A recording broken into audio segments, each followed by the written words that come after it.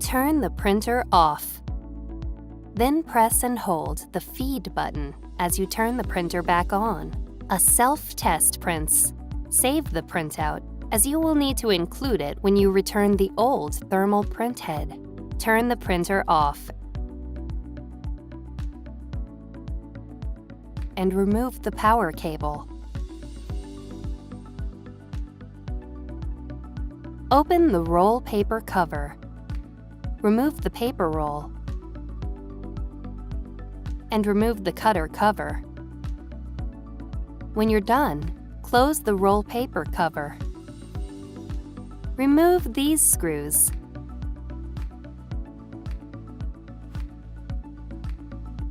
Then remove the dip switch cover.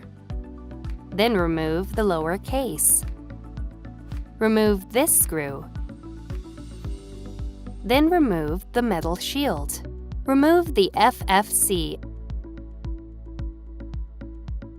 and auto cutter wire from the main board, then unthread the wire from the frame.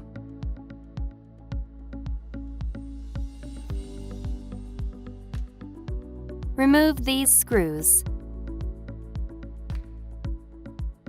Then remove the auto cutter.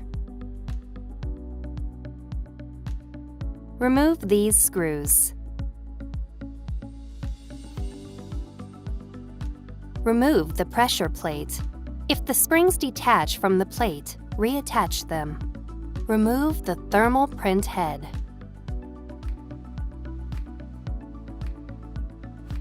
Install the new thermal print head by aligning the circular guide peg on each side of the frame with the hooks on each side of the thermal print head. Reinstall the pressure plate. Make sure the springs are positioned over the pegs on the thermal print head. Reinstall the mounting screws.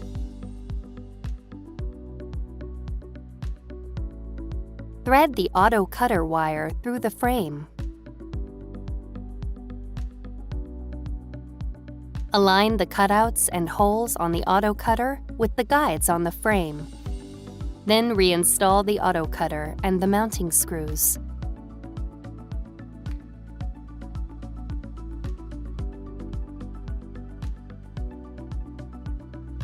Thread the auto cutter wire through the frame.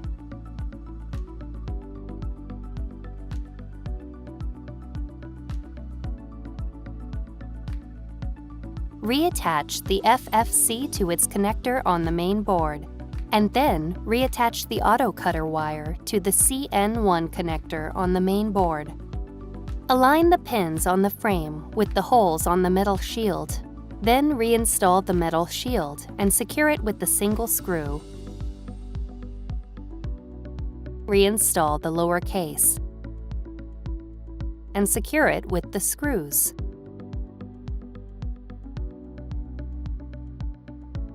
Reinstall the dip switch cover and secure it with the mounting screw.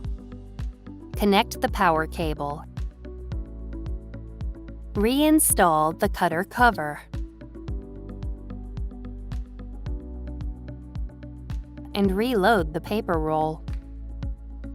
Press and hold the Feed button as you turn the printer on. When the error light turns on, release the Feed button. Press it 3 times, then close the roll paper cover. A self-test prints. Save the printout and turn the printer off. Before you return the old thermal print head, roll all of the self-test printouts around it.